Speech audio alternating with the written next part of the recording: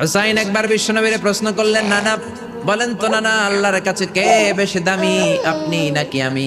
বিশ্বনবী বললেন, হুসাইন আনাল আমজাদ, আমি বেশি দামি। হুসাইন বলল, নানা জি আমি মানি না, আমি মানি না নানা। কেমন করে আপনি আমার চাইতে বেশি দামি হন?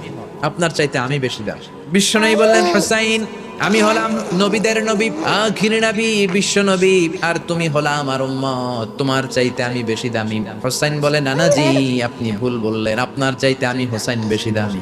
সুবহানাল্লাহ কইবেন না? বিষ্ণু বললেন, কাইফা যালিক, কেমন করে এটা? হোসাইন বলল, নানা জি তাহলে বলেন তো আপনার আব্বার নাম কি?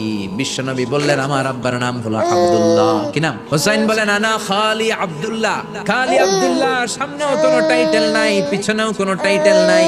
আমার আব্বার নাম আপনি জানেন নাকি?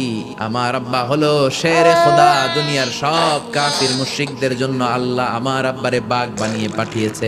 আমার আব্বা সাধারণ কোনো মানুষ